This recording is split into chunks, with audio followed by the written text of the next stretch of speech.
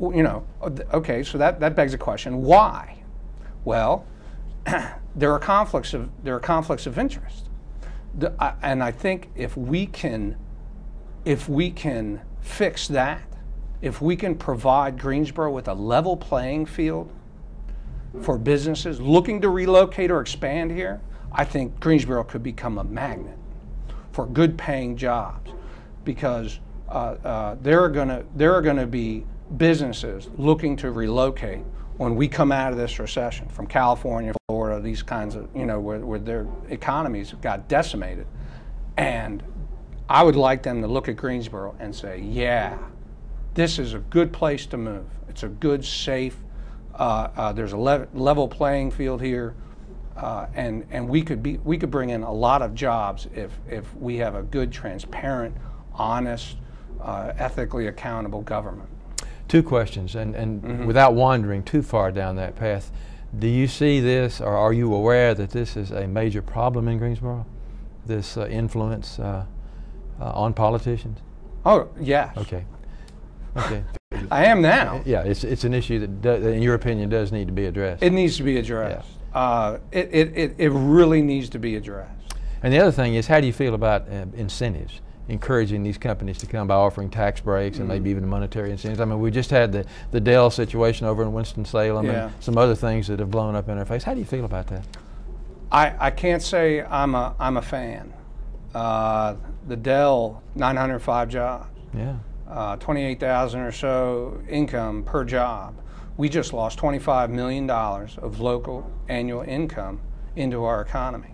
We've lost 20,000 jobs in the last year, which is at least somewhere in the neighborhood of $1 billion of lost annual income into our economy.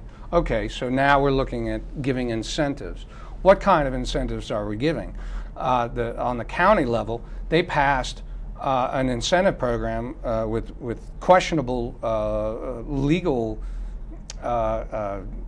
It was a question whether it was legal or not to build onto properties, and then you get a tax break for building onto the property. But there was no requirement that for jobs. So if we're going to incentivize anything, it should have a jobs requirement in it. We want more people working pay taxes. So if we're going to do any kind of incentives, it should include a requirement that there are jobs that come along with it. From what I've seen from the incentives that have been offered to companies, you know, including Google down east, it doesn't look like it's as good a deal as it sounds like. It looks like a short-term accomplishment with a lot of long-term consequences that can really impair a local economy as opposed to help it. Yeah, and yet you have to be competitive, so these things have to be something that will compete with other communities that are after the same businesses. And well, instead of bringing in these large companies that can basically manipulate local governments and even state governments, why not shift the incentives to smaller companies? Smaller companies are where the growth has always been.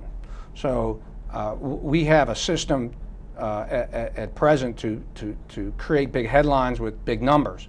If we can shift the system down to encourage small businesses, increasing the amount of people they're employing, and increasing productivity and increasing profitability at a rapid clip, because small businesses can, you know, that one that makes it can explode. I'd rather concentrate on that end of the spectrum than the big company part, because it doesn't seem to be in our best interest. Right. How do you feel about the consolidation of city and county governments? Departmentally, administratively, if there are efficiencies that could be created, sure. If it's been proven to work in other places and it looks like it would work here, sure. If it looks like it won't work, then we'll know. Yeah. So it's going to depend on what's in our best interests. Have you met the new city manager? I have not.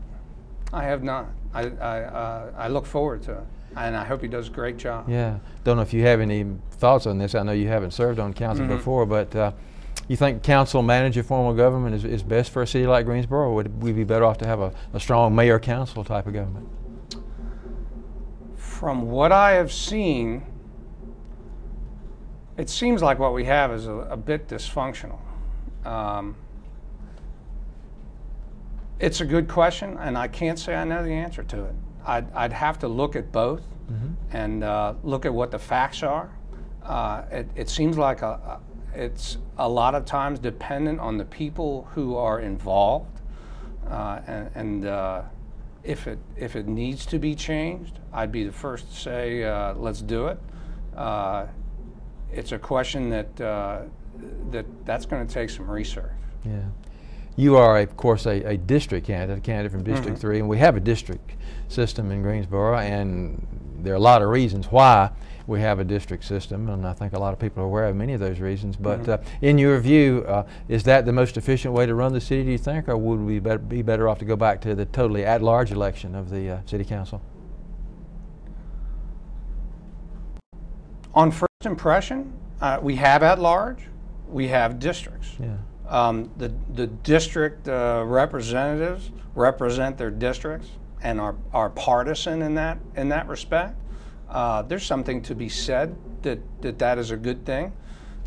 There is something to be said about having the at-large. I would say the diversity of having both is most likely a better situation than not having it.